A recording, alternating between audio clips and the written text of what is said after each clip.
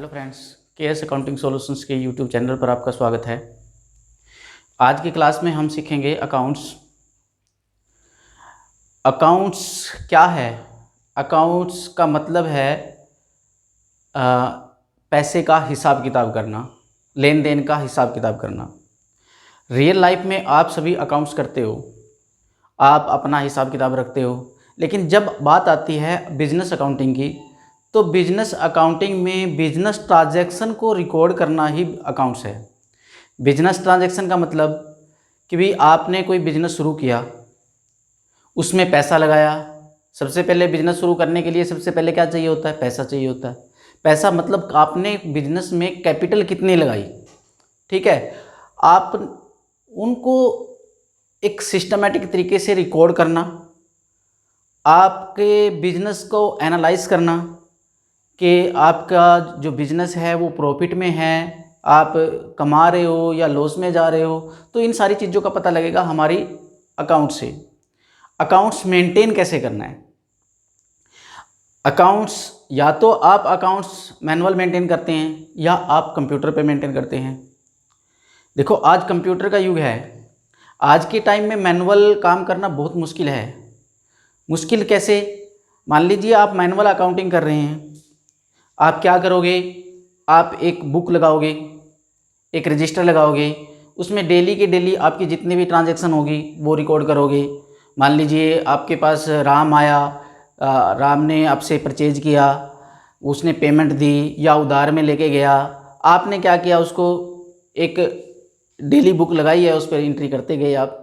उसके बाद क्या हुआ? आपने शाम को क्या किया? एक लेजर लिया, मतलब एक बड़ा रजिस्टर लिया, जिसमें आपने फर्स्ट पेज पे क्या किया? इंडेक्स बना ली और उस पर पेज नंबर दे दिया कि इस नंबर पेज पे हमने राम का अकाउंट खोला है, इस नंबर पेज पे हमने श्याम का अकाउंट खोला है।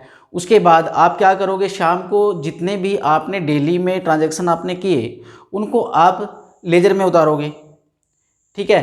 राम के पास इतने की सेल हुई है, राम से मैंने इतने पैसे लेने हैं, ये सारा।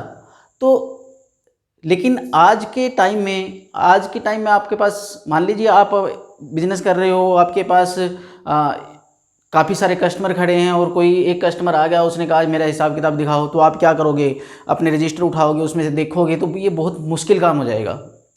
दूसरा क्या है? कंप्यूटर पे आपने देखा, कंप्यूटर पे कोई भी कस्टमर आपका आया, उसने कहा मेरा अकाउंट देखो, आपने कंप्यूटर पे क्लिक किया और देखा राम का अकाउंट, राम के कितने पैसे हैं, राम से कितने पैसे लेने हैं, कितने देने हैं, क्या हिसाब किताब है, आपके कंप्यूटर में पूरा लेजर आ जाएगा, ठीक है। लेकिन ये करना कैसे है? क्या तरीका है इसका? कैसे करेंगे? कैसे अकाउंट्स करते हैं? तो पहले देखो, किसी भी सॉफ्टवेयर में आप काम तभी कर सकते हो जब आपको अकाउंट्स का बेसिक पता होगा। मेरा मानना ये है, यदि आपको अकाउंट्स का बेसिक नहीं आता तो आप कंप्यूटर में भी काम नहीं कर सकते। चाहे आप स्टूडेंट हैं, चाहे आप बिजनेसमैन हैं, यदि आप आपको अकाउंट्स तो आना ही चाहिए। अगर आप बिजनेसमैन हैं तो भी आपको अकाउंट्स आना चाहिए।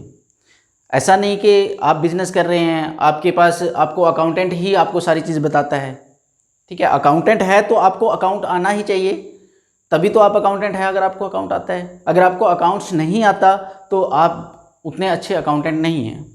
और अकाउंट्स में कितनी सारी चीज़ें आ जाती है। आप एक प्रोप्राइटरशिप फर्म में काम कर रहे हो, या आपने पार्टनरशिप फर्म बना रखी है, या आपने कंपनी बना रखी है।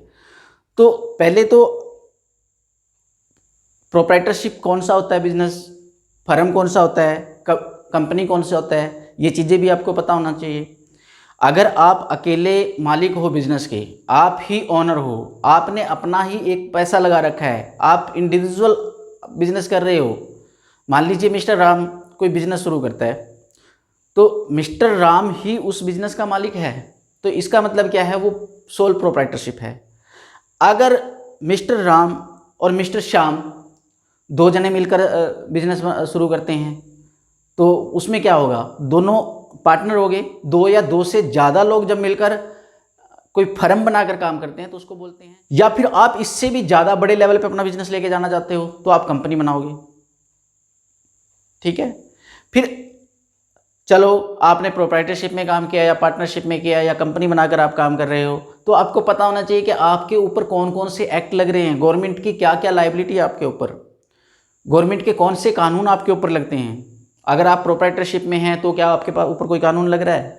अगर आप पार्टनरशिप में हैं तो क्या आपके ऊपर कोई कानून लग रहा है? अगर आप कंपनी है तो क्या आपके ऊपर कोई कानून लग रहा है? अगर आप पार्टनरशिप फर्म है तो इंडियन पार्टनरशिप एक्ट 1932 आपके ऊपर लगेगा। अगर आप कंपनी है तो कंपनी एक्ट आपके ऊपर लगेगा। फिर उसके बाद अगर आपकी कंपनी थोड़ा ग्रोथ करती है, आपके पास एम्प्लॉई होते हैं, अगर आपके कंपनी में 10 एम्प्लॉई है तो आपके ऊपर ESIC एक्ट लग जाएगा।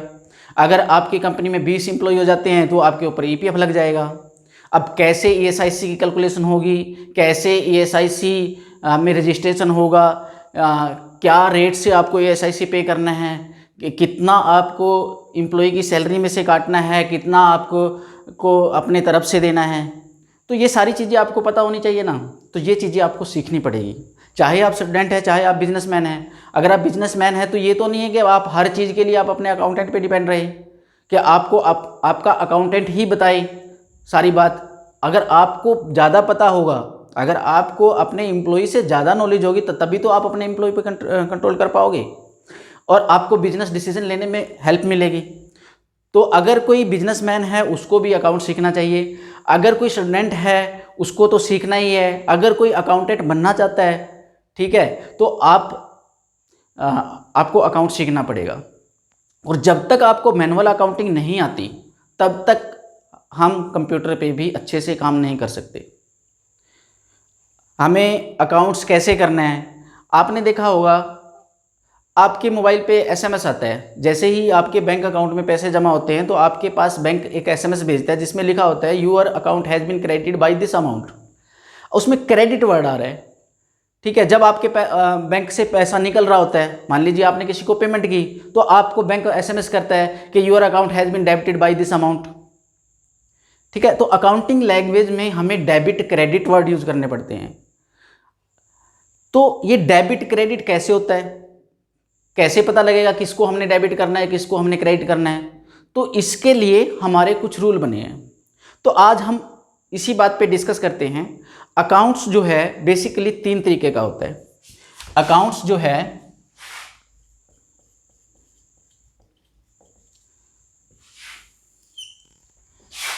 पहला होता है पर्सनल अकाउंट,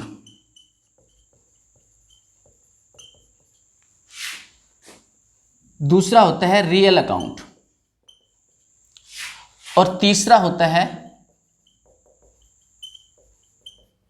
नॉमिनल अकाउंट। देखो जितने भी हमारे बिजनेस ट्रांजैक्शंस होते हैं वो हमारे इन 3 तरह के अकाउंट्स में कवर हो जाते हैं।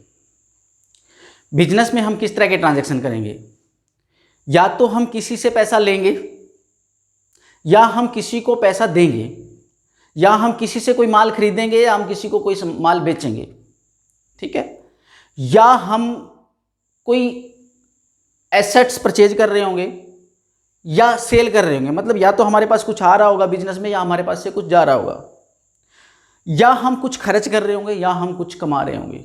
इसके अलावा कोई बिजनेस ट्रांजैक्शन हो ही नहीं सकती। और यही बिजनेस ट्रांजैक्शन यहाँ पे दिखाई गई है। यहाँ पे 3 तरह के दिखाए गए हैं, personal account, real account, nominal account. Personal account का मतलब है पर्सन से रिलेटेड, किसी का नाम जहाँ आ जाए वहाँ पे पर्सनल अकाउंट है। रियल अकाउंट होते हैं एसेट से रिलेटेड, मतलब जहाँ किसी एसेट्स की बात हो, जैसे मशीनरी है, मशीनरी क्या है, एक एसेट है।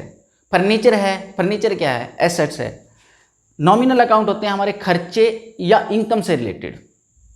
देखो अकाउंट्स में हमें पहले ये चीज़ समझनी पड़ेगी कि भाई अकाउंट्स को जो 3 तरह में बांटा है ये क्या है। जब हम कुछ खर्च कर रहे होते हैं, तो मान लीजिए मैंने कोई बिजनेस शुरू किया, तो सबसे पहले बिजनेस को चलाने के लिए मुझे कुछ एसेट्स परचेज करनी पड़ेगी। एसेट्स मान लीजिए जहाँ मैंने बिजनेस करना है, जो मेरा प्लेस ऑफ बिजनेस होगा, वहाँ मुझे सबसे पहले मुझे क्या चाहिएगा, प्लेस ऑफ बिजनेस के लिए बिल्डिंग चाहिएगी। उसके बाद मुझे, अगर मैं मैन्युफैक्चरर हूँ, कोई प्रोडक्शन कर रहा हूँ, प्रोडक्शन के लिए मुझे कोई मशीनरी परचेज करनी पड़ेगी, एम्प्लॉय हायर करने पड़ेंगे, इलेक्ट्रिसिटी का बिल पे करना पड़ेगा, टेलीफोन का बिल पे करना पड़ेगा। तो बहुत सारे ऐसे खर्चे होंगे। बहुत सारे खर्चे ऐसे होते हैं जो 1 साल के अंदर ख़त्म हो जाते हैं। जैसे हमने इलेक्ट्रिसिटी का बिल पे किया, अब वो क्या है, इलेक्ट्रिसिटी का बिल हमने पे किया तो मतलब हमारा करंट का खर्चा है ना, जिस साल में हम काम कर रहे हैं उसी साल का हमारा खर्चा है, तो ये हमारा एक्सपेंस है, ठीक है। लेकिन कुछ खर्चे ऐसे होते हैं जो हम बिजनेस को चलाने के लिए हमें लॉन्ग टाइम के लिए करने पड़ते हैं। मान लीजिए मैंने मशीन परचेज की जिससे मैंने प्रोडक्शन करनी है। अब मशीन क्या है, खर्चा तो हुआ है, उसमें भी पैसा तो हमारा लगा है मशीन परचेज करने में भी, लेकिन मशीन जो है हमारी एक फिक्स्ड एसेट्स है। फिक्स्ड एसेट्स क्यों है ये, क्योंकि ये एक फिक्स्ड अमाउंट होगी, कुछ साल के लिए होगी। मान लीजिए कोई मशीन जो हमने परचेज की है, उस मशीन की जो लाइफ वैल्यू है वो 10 साल की है, मतलब वो मशीन 10 साल काम करेगी। तो जो हम उससे प्रोडक्शन करेंगे तो हम उससे 10 साल काम करेंगे ना, तो हमारा 1 साल का खर्चा नहीं हुआ ना वो, तो हम उसको खर्चा नहीं मानते। इस तरह के खर्चे को हम बोलते हैं फिक्स्ड एसेट्स। इस तरह के जो हमारे खर्चे होते हैं इनको हम बोलते हैं फिक्स्ड एसेट्स।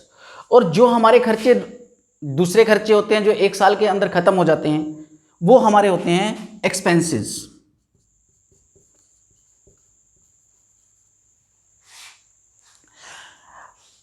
देखो जो हमारे खर्चे इस तरह के, हमने मान लीजिए इलेक्ट्रिसिटी बिल पे किया, इलेक्ट्रिसिटी बिल पे किया हमने,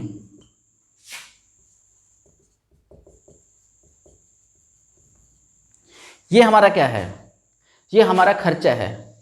तो इसको हम ये भी बोल सकते हैं कि ये हमारा जो खर्चा है ना, ये रिवेन्यू नेचर का है,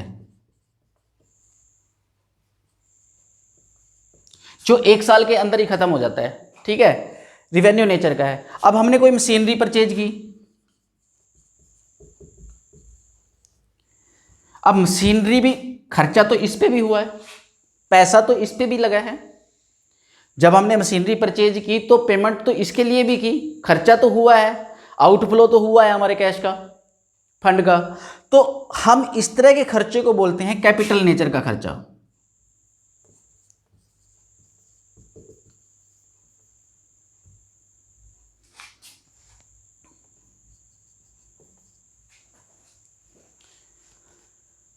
ठीक है।